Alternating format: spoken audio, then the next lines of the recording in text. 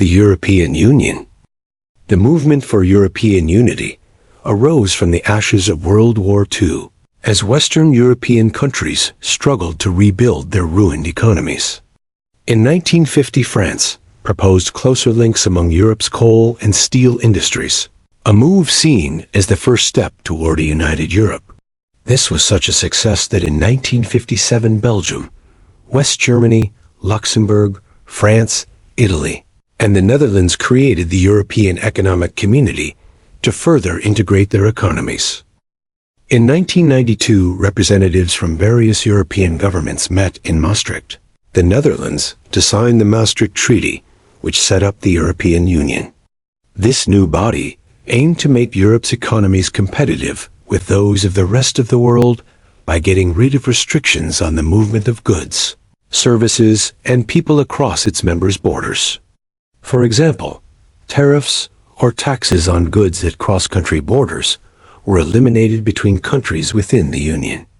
It also paved the way for a single European currency, a central bank, and a common foreign policy. Since the EU was formed, member countries have worked to boost trade and to make their economies more efficient and productive. This process includes agreeing on a variety of issues directly and indirectly related to the economy. In 2004, members attempted to establish an EU constitution. The original EU community needed to be restructured to accommodate the expanded membership. The acceptance of this new constitution came to a standstill when France and the Netherlands rejected it for various reasons in 2005. Led by Germany, EU member countries began working on a treaty to replace the failed constitution. The Lisbon Treaty, signed in Lisbon, Portugal, in December 2007, retained parts of the draft constitution. Among the issues this treaty was intended to address were the establishment of the EU presidency and the MAG, consolidation of foreign policy representation for the EU. The treaty also tried to improve decision-making with the European Union by requiring a majority, rather than a unanimous approval of many decisions. After a slow start, the treaty found success. Irish voters initially rejected the treaty, but approved it in a second referendum in October 2009. The Czech Republic was the last to ratify the treaty in November 2009. Trade, both within Europe and between Europe and the rest of the world, is changing as the result of the European Union, EU. The EU, which unites much of Europe into one trading community, or bloc, enjoys one of the largest volumes of trade in the world. The EU accounts for about 1/6 of the world's trade in goods.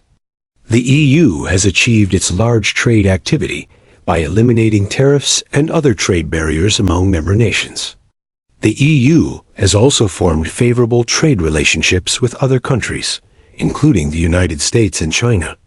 Its educated and technologically advanced workforce, its locations with access to water transportation, and its adaptability to changes in global trade give the EU trade advantages over other regions of the world. How beneficial is the European Union?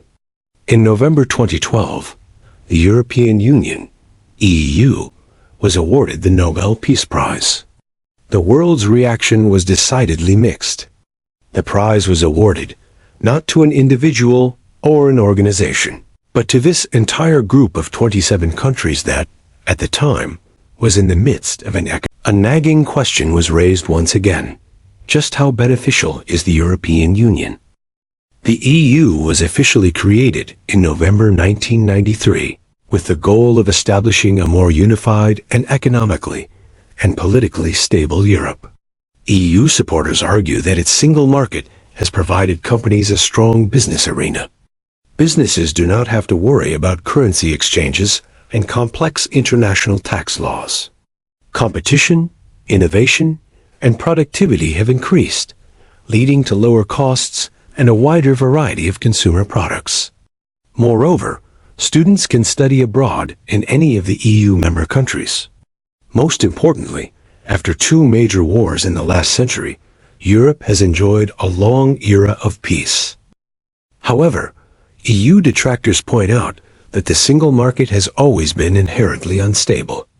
As evidence, they point to the financial crisis Europe experienced beginning in 2010. The EU became entangled in a multi-billion euro crisis, and EU members hotly debated the merits and ramifications of bailouts. Since 2008, the EU has scrambled to support failing economies in Greece, Italy, and Spain.